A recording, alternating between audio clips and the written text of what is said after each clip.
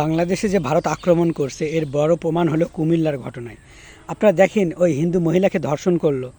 আপনারা ভালো করে যদি খেয়াল করে দেখেন এই মহিলা এক এক সময় এক এক রকম বক্তব্য দিচ্ছে। তার পূর্বের কথার সাথে পরের কথার কোনো মিল নেই। আপনি কি মনে করছেন না যে বাংলাদেশে অ্যাটাক শুরু হয়নি? এই যে পার্বত্য রাঙামাটি আর কি, পার্বত্যপুর চট্টগ্রাম আর কি, সেখানেও দেখুন যে কিশোর গ্যাং যারা রয়েছে অস্ত্র নিয়ে বিশ্ববিদ্যালয়ের কাজে তারা বাধা দিচ্ছে, চাঁদা চাচ্ছে। এগুলো হলো দেশকে অস্থিতিশীল করার জন্য, দেশকে ধীরে ধীরে গৃহযুদ্ধের দিকে নেওয়ার জন্য এগুলো কাজ শুরু করছে। আমি মনে করি এই মুহূর্তে আমাকে বাংলাদেশের জন্য প্রচুর দরকার এবং সাংবাদিক ইলিয়াস সাহেবকে খুবই দরকার বাংলাদেশে।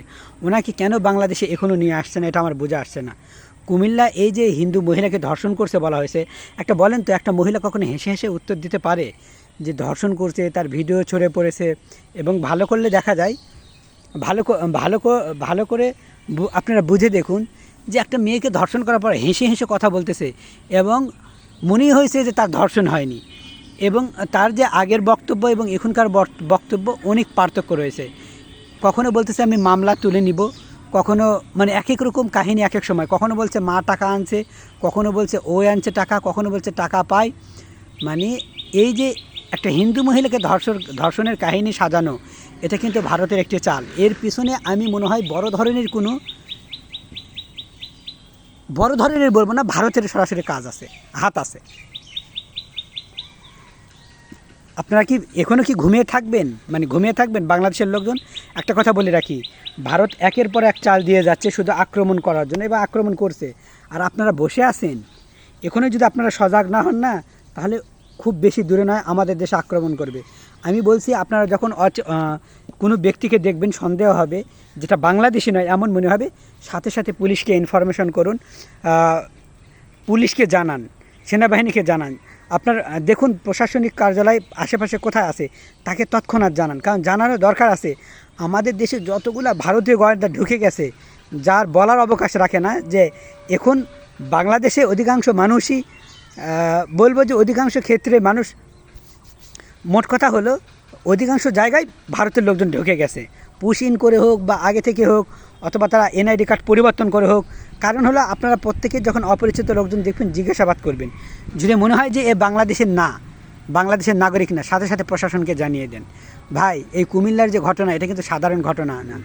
এই ইন্ডিয়ানরা, ভারতীয়রা, এরা কিন্তু আগে থেকেই চাইছে যে আমাদের ধর্মকে ছোট করা, আমাদের দেশকে অস্থিতিশীল তৈরি করা এবং আক্রমণ করা। দেখেন সেই ব্রাহ্মণবাড়িয়ার ঘটনা দেখেন, মূর্তির পায়ে কোরআন কি হেঁটে হেঁটে গেছে? কেউ না নিয়ে গেলে আপনারা বলেন হেঁটে হেঁটে গেছে? আপনারা মনে করছেন না যে একের পরে এই যে কেউ নিজেকে নবী দাবি করছে, কেউ কোরআনের ভুল ধরছে, কেউ আবার এক এক রকম এক একভাবে হাদিসকে ভুলভাল ব্যাখ্যা দিচ্ছে। এগুলো এই সময় এই কয়েকদিনে এত বেশি হয়েছে যা বিগত দিনে এত ছিল না। এর কারণ হলো একটাই, ভারত যে কোনো উপায়ে বাংলাদেশে একটা অস্থিতিশীল বাংলাদেশে একটা মানে পরিস্থিতি ঘোলাটে তৈরি করে তারা আক্রমণ করবে। এই হিন্দু মহিলার যে আমি বক্তব্য দেখলাম, উনি এক এক সময় এক এক রকম কথা বলতেছেন। কারণ হলো মনে হয় না যে এটা ধর্ষণ ছিল। আমি ধরেই নিলাম ধর্ষণ যদি হয়ে থাকে, তাহলে উনি হেসে হেসে উত্তর কেন দিচ্ছেন? উনি লজ্জা কেন পাচ্ছেন? এবং সেই সাথে ওনার কণ্ঠে নরমের সুর। আপনি মনে করেন না যে এর পিছনে বড় ধরনের কোনো কারণ আছে? ভাই এখনই সজাগ হয়ে যান, এখনই বলছি সজাগ হন। আমাদেরকে কেন এই ডক্টর ইউনূস আমাদেরকে দেখে দেখে যুদ্ধের ট্রেনিং দেওয়া হচ্ছে না, এবং কেন আমাদেরকে সতর্ক করা হচ্ছে না? কেন বা এই সীমান্ত এলাকাতে গ্রামের লোকজন কেন বিএসএফকে গাছের সাথে বেঁধে রাখতেছে, কলা গাছের সাথে?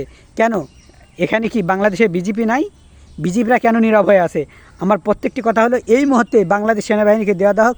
আর সেনাবাহিনীদেরকে আকর্ষণ করে বলছি, এবং সেই সাথে যত প্রশাসনিক লোকজন রয়েছে প্রত্যেককে বলছি, ভাই আপনারা সবাই দেশের স্বার্থে, দেশের জন্য আপনারা নামিয়ে পড়ুন। দেশের যেটা করলে উপকার হবে সেটা করুন, যাতে করে এই ভারত আমাদের উপর কোনোভাবে অ্যাটাক করতে না পারে। ভাই আমাদের দেশের অবস্থা খারাপ হয়ে যাচ্ছে, ঘোলাটে হয়ে যাচ্ছে, আকাশে কালো মেঘের ঘনঘটা, আর আপনারা বসে আছেন। আমার এটা বোঝাই আসতেছে না কেন এখনও নীরব আছেন আপনারা।